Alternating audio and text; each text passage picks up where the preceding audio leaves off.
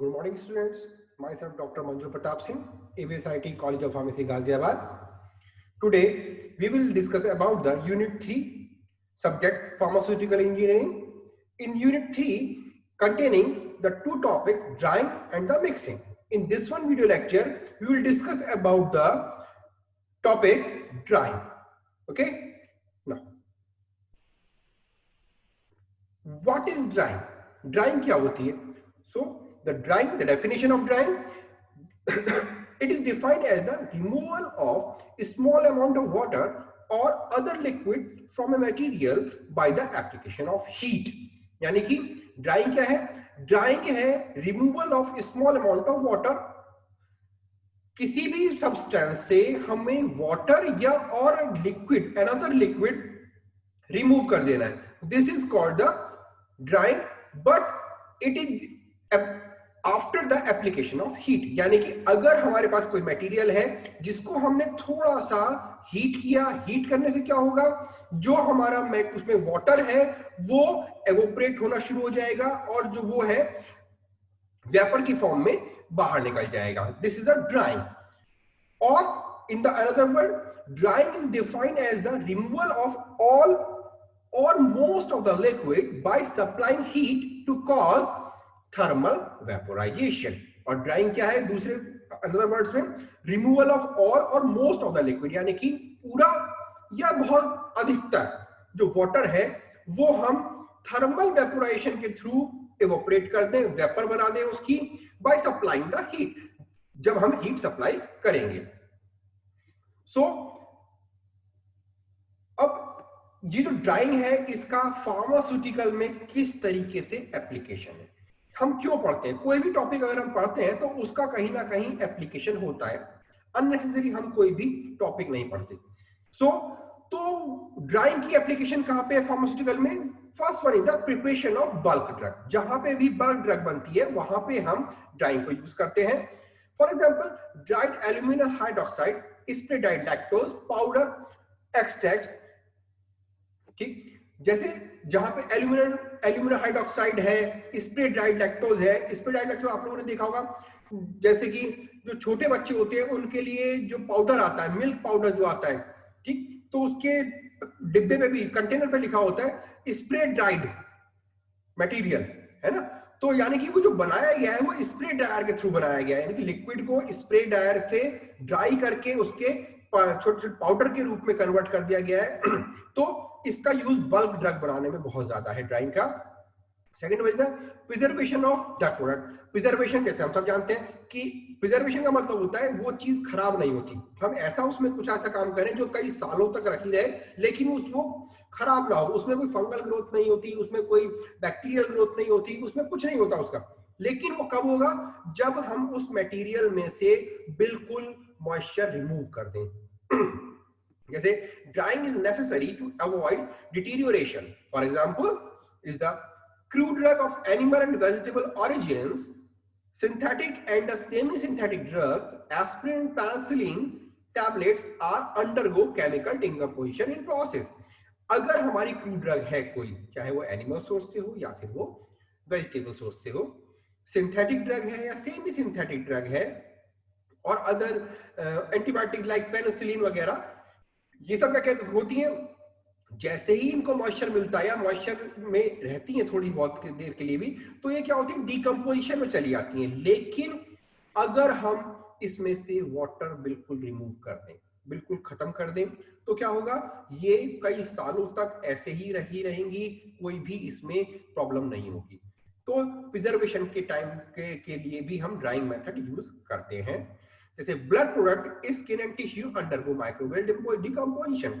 जितने भी हमारे ब्लड प्रोडक्ट होते हैं या स्किन और टिश्यूज होते हैं वो भी सारे के सारे माइक्रोबियल डिकम्पोजिशन, उनमें माइक्रोब्स लग जाते हैं, फंगल ग्रोथ हो जाती है. तो लेकिन अगर हम उसमें से मॉइस्चर रिमूव कर देंगे तो माइक्रोबियल ग्रोथ नहीं होगी, जिससे वो कई सालों तक हमारे लिए यूजफुल रहेंगे. Next one is the improve characteristics. किसी भी चीज की करेक्टर को इंप्रूव करने के लिए ड्राइंग प्रोसेस बहुत ही बेनिफिशियल होता है. जैसे drying produce material of spherical shape, uniform size, free flowing and enhanced solubility.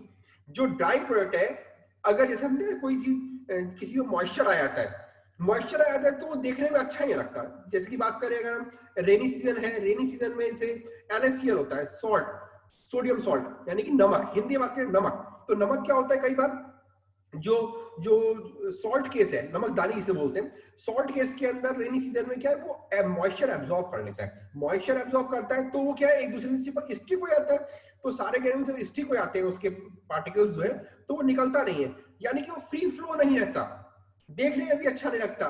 तो अगर हम उसको ड्राई कर देंगे उस नमक को, है ना, तो क्या होगा, वो फ्री फ्लो हो जाएगा और वो देखने में भी अच्छा दिखेगा। तो इम्प्रूव कैरेक्टरिस्टिक यही होती है कि किसी भी चीज को हम बहुत अच्छे से उसको वो कर आराम से कर दें। ठीक, अब बात करते हैं, for example the granules are dry to improve the fluidity and compression characteristic. जब ग्रेन्यूल्स होते हैं, ये ग्रेन्यूल्स की बात कर रहे हैं, जब हम बात करते हैं टैबलेट और कैप्सूल की, जिस समय टैबलेट बनाई जाती है तो ग्रेन्यूल्स बनाए जाते हैं, और ग्रेन्यूल्स को अगर हम प्रॉपर ड्राई नहीं करेंगे तो हॉपर से जब वो डाई के अंदर आएंगे तो वो एक दूसरे से स्टिक भी हो सकते हैं। ठीक, और अगर वो फ्री फ्लो नहीं होंगे, और फ्री फ्लो ना होने की वजह से वो क्या होगा, टैबलेट में वेट वेरिएशन का इफेक्ट आ जाएगा और कंप्रेशन भी उसका प्रॉपर नहीं हो पाएगा। तो प्रॉपर ड्राइंग होनी बहुत जरूरी है, इसी से ही कोई भी चीज कैरेक्टरिस्टिक जो है वो इंप्रूव होती है। The next one application is the improved handling. Handling improve कैसे है वो देखते हैं कि removal of moisture make the material light in weight and reduce the bulk, thus the cost of transportation will be less and the storage will be efficient. Mean अब हमने देखा, जैसे कि एक बेसिक एग्जांपल लेते हैं, कपड़े, कपड़े हैं, जब हम कपड़े पहने होते हैं बहुत ही लाइट वेट, उनका वेट मुश्किल से हमारा 1 किलो है, suppose 1 kg, the dry cloth is the having 1 kg weight, but if we wet in the liquid, हमने पानी में उसे गीला कर लिया, now the weight of this one cloth will be increased, वो हो जाएगा 1.5 kg और 2 kg, actual weight of cloth is the 1 kg, but when we dip this 1 kg cloth in the liquid material, it will absorb the material and increase the height, increase the weight, तो weight increase होगा। इससे क्या होगा, जब weight increase हो गया, जिस समय हम मटेरियल को ट्रांसपोर्टेशन में भेजते हैं तो ट्रांसपोर्टेशन में क्या होता है, वेट के हिसाब मटेरियल आता है, तो अब उसमें कपड़े का वेट तो 1 किलो है, लेकिन वाटर का वेट कितना है, वो भी 1 किलो है, तो हमें एक्स्ट्रा चार्ज देना होगा, जिसकी वजह से हमारी हैंडलिंग भी ठीक नहीं होगी। वो है ना कि लिक्विड मटेरियल से आप लोग भी जाते हैं घर में और कहीं पे पानी भर के लेके जाना है, तो उसके लिए बॉटल ही चाहिए होती है, लंच बॉक्स में नहीं भरा जा सकता, क्योंकि लिक्विड के लिए हैंडलिंग बहुत जरूरी है, तो उससे अननेसेसरी टेंशन होती है। तो लिक्विड मटेरियल है वो इजी हैंडल नहीं कर सकते, लेकिन अगर उस मटेरियल को हम ड्राई कर देंगे तो हम इजीली हैंडल कर सकते हैं। जैसे stability enhancement, second one is the stability, by removal of moisture significantly reduce the rate of chemical reaction, chances of microbial attack और enzymatic action and thus improve stability. जैसे हमने पहले ही बात की थी, जो हमारे ब्लड प्रोडक्ट होते हैं या ड्रग्स होती हैं, उनमें अगर मॉइस्चर प्रेजेंट है तो वो माइक्रोबियल ग्रोथ में चले जाते हैं। एक बहुत बेसिक एग्जांपल लेते हैं स्टेबिलिटी की, जैसे घर में हम लोग यूज करते हैं कि जो मसाले, जो साबुत मसाले होते हैं, जैसे कोरिएंडर है, कार्डमम है ना, और या फिर हमारी कैप्सिकम है, इनको प्रॉपर ड्राई किया जाता है, धूप में रख के सुखाती है मम्मी वगैरह ना, तो उससे क्या होगा, हमारा वो काफी दिनों तक रहते हैं। लेकिन अगर उसमें मॉइस्चर आ गया, थोड़ा सा मॉइस्चर आती क्या होगा, उसमें फंगल ग्रोथ हो जाती है, यानी कि स्टेबिलिटी नहीं रहेगी, वो बेकार हो जाएगी। तो हमारे लिए बहुत जरूरी है कि हम उसके अंदर से सारे की सारा मॉइस्चर निकाल दें। और जहां पे कई बार होता है, अब मटेरियल रखा हुआ है बिल्कुल ड्राई है, लेकिन जैसे ही उसे मॉइस्चर मिला तो उसमें केमिकल चेंजेस होने लगते हैं, यानी कि आपस में केमिकल रिएक्शन होने लगती है, जिसकी वजह से भी स्टेबिलिटी प्रॉब्लम आ जाती है। और केमिकल चीज के अंदर जब रिएक्शन होगी तो निश्चित है प्रोडक्ट डिके हो जाएगा, बेकार हो जाएगा, और वो प्रॉपर स्टेबल प्रोडक्ट नहीं बचेगा। ठीक ना, अब आता है थ्योरी ऑफ ड्राइंग, किस तरीके से ड्राइंग होती है, बहुत ही इंपॉर्टेंट टॉपिक है ड्राइंग का। और उसके अंदर थ्योरी अक्सर एग्जाम के पॉइंट ऑफ व्यू से भी बहुत बार पूछी जाती है, तो ध्यान से देखिएगा इस चीज को। In a wet solid mass moisture is present into two form. जब हमारा कोई वेट होता है, गीला चीज होती है, गीली चीज होती है, उसके अंदर मॉइस्चर दो तरीके से प्रेजेंट होता है। First one is the bound moisture. Bound moisture क्या होता है? It is the minimum water held by the material that exerts an equilibrium vapor pressure less than the pre-water at the same temperature। मतलब ये बहुत ही कम amount में water होता है ना, जिसका वेपर प्रेशर कम होता है then the free water at the same temperature. और प्योर वाटर के सेम टेम्परेचर पे, उसी टेम्परेचर पे अगर हम वाटर लें और उसी टेम्परेचर पे हम किसी भी मटेरियल के अंदर का वेपर प्रेशर ले लें, जो मॉइस्चर है वो जब इक्वल होगा बिल्कुल, this is called the bond water moisture. ठीक है। Substance containing bond water are often called hygroscopic substance। और जो सब्सटेंस अपने अंदर बॉन्ड वाटर रखते हैं उनको हम हाइग्रोस्कोपिक मटेरियल कहते हैं। हाइग्रोस्कोपिक मटेरियल वो होते हैं जो एटमॉस्फेयर में अगर वाटर का कंसंट्रेशन चेंज हो रहा है, मॉइस्चर का चेंजेस हो रहे हैं, वो अपने आप को उसी हिसाब से सेट कर लेते हैं। यानी कि अगर मॉइस्चर ज्यादा है तो वो मॉइस्चर एब्जॉर्ब कर लेंगे, अगर एयर मॉइस्चर कम है तो वो मॉइस्चर को निकाल देंगे, यानी कि वो सेम वेपर प्रेशर पे होते हैं। This is called the bond water or bound moisture. Second one is the unbound moisture. Unbound moisture क्या होता है? It is the amount of water held by the material that exerts an equilibrium vapor pressure equal to the pure water at the same temperature। ये क्या है? ये वो water है जो मटेरियल के अंदर प्रेजेंट है और इसका वेपर प्रेशर इक्वल होता है प्योर वाटर के वेपर प्रेशर के। हमने बॉन्ड मॉइस्चर में देखा प्री वाटर, हमने जब बॉन्ड वाटर को देखा था तो उसमें हमारा था प्री वाटर, यानी कि this one is the free water. लेकिन जब हम अनबॉन्ड की बात कर रहे हैं तो यहां पे है प्योर वाटर, जब बहुत लार्ज अमाउंट में वाटर है, प्योर वाटर, उसके सिलसिले उसमें बात कर रहे हैं कंपैरिजन में। बॉन्ड मॉइस्चर में हमेशा प्री वाटर आएगा और अनबॉन्ड में प्योर वाटर आएगा। ठीक, बॉन्ड मॉइस्चर जो होता है बहुत ही नॉमिनल होता है, अनबाउंड में जो मॉइस्चर होता है वो थोड़ा ज्यादा होता है।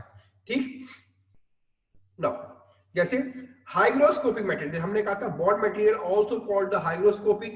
तो हाइग्रोस्कोपिक मटेरियल इन वाटर यानी कि वो कहां होता है? जो सब्सटेंस के अंदर फाइन कैपिलरीज होती हैं।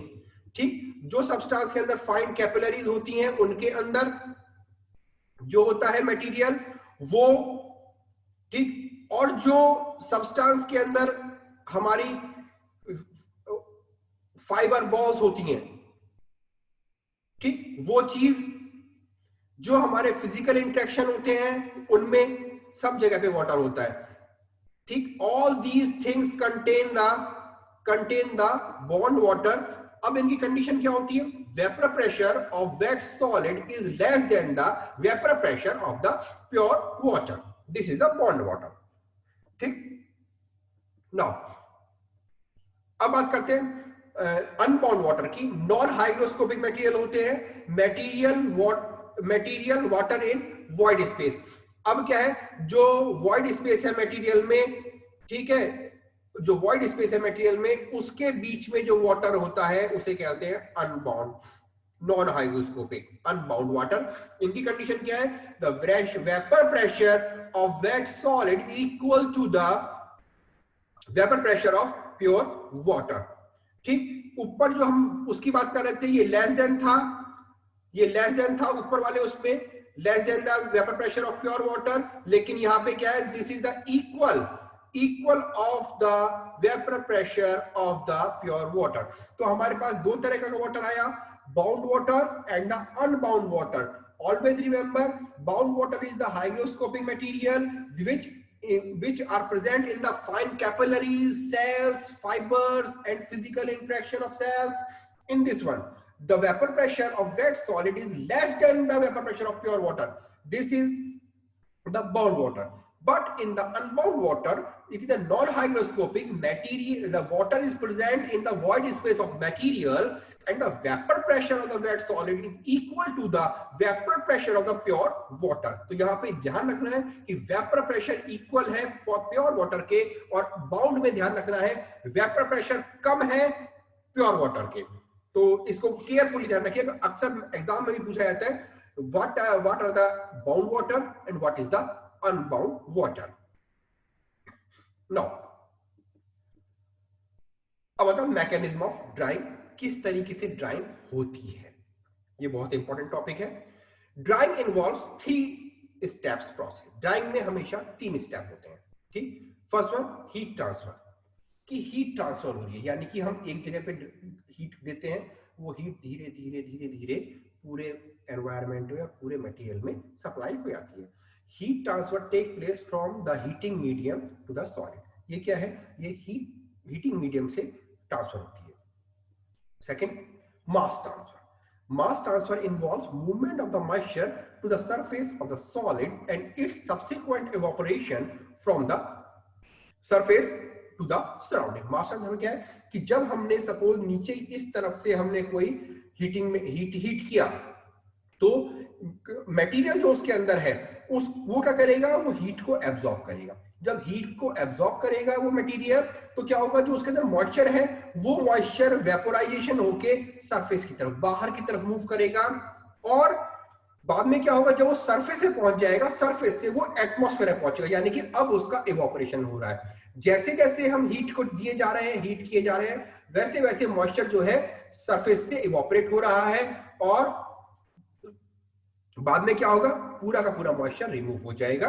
This one is the transfer of the release vapour away from pharmaceutical material and out of drawing equipment. यानी कि अब जो सारा वेपर है वो ट्रांसफर हो चुका है फार्मास्यूटिकल मटेरियल से. अब वो एक फार्मास्यूटिकल इक्विपमेंट में अगर हम यूज कर रहे हैं, तो फार्मास्यूटिकल इक्विपमेंट से बाहर कर दिया जाएगा, यानी कि वो मॉइस्चर दोबारा से उस जगह पे नहीं आएगा. The 3 steps involved in the mechanism of the drying. ठीक, अब बात करते हैं हम थोड़ा सा इक्विलिब्रियम मॉइस्चर कंटेंट, EMC. ये शॉर्ट फॉर्म में भी पूछा जाता है, डिफाइन EMC. तो आप लोगों को याद रखना है what is EMC. So it is the amount of water present in the solid which exerts a vapor pressure equal to the vapor pressure of the atmospheric surrounding. ये क्या होता है, ये वाटर का अमाउंट है जो प्रेजेंट है किसी सॉलिड में, जिसका वेपर प्रेशर इक्वल होता है vapour pressure of the atmosphere, जो सराउंडिंग में वेपर प्रेशर है उसके बराबर होता है. जैसे ये बात करते हैं, this is the vapour pressure is equal to the, ये देखिए, vapour pressure is equal to the vapour pressure of the atmosphere. ठीक, यानी कि एक वेट मास है हमारे पास, यहाँ पे एक वेट मास है, ये जो वेट मास है ये गीला है, लेकिन जो उसके चारों तरफ एटमॉस्फेयर का टेम्परेचर है, जो उसके अंदर हमारा क्या बोलते हैं कि सराउंडिंग में एटमॉस्फेरिक प्रेशर है, वो ही इसका होगा. दोनों के वेपर प्रेशर जब बराबर होते हैं, this is called the equilibrium moisture content.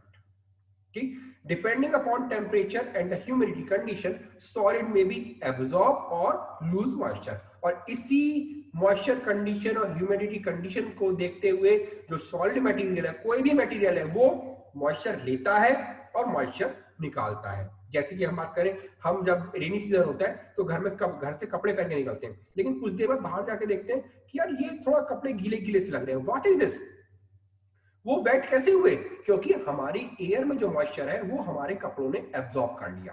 ठीक, और एब्जॉर्ब होने से क्या होगा, वो गीले गीले महसूस होंगे, गीले नहीं होंगे लेकिन वो महसूस होंगे क्योंकि थोड़ा बहुत अमाउंट होता है मॉइस्चर का आ गया. लेकिन जैसे ही धूप निकलेगी और एटमॉस्फेयर में गर्माहट होगी, गर्मी आएगी, तो क्या होगा, टेम्परेचर बढ़ेगा. टेम्परेचर बढ़ेगा तो एटमॉस्फेयर से जो मॉइस्चर है वो भी इवेपोरेट हो जाएगा. तो उस हिसाब से हमारे जो क्लॉथ है वो भी उसी हिसाब से ड्राई होते चले जाएंगे. It means vapor pressure of material is equal to the vapor pressure of the atmosphere. तो जो हमारा वेपर प्रेशर है लिक्विड का वो बराबर होगा एटमॉस्फेयर के. This is called the equilibrium moisture content. ठीक, तो आज करेंगे इतना ही EMC तक, क्योंकि अब जो नेक्स्ट आएगा, this is the theory of drawing. This is the 4 or 5 step process we continue one time in one time video. Okay, or this is the very important for point exam point of view also. Okay, in next video lecture we will discuss about the theory of drawing, और इसको हम drawing curve भी बोलते हैं. ठीक, तो वो discuss करेंगे. किसी को अगर यहां तक कोई प्रॉब्लम है या किसी को कुछ पूछना है तो पूछ सकता है.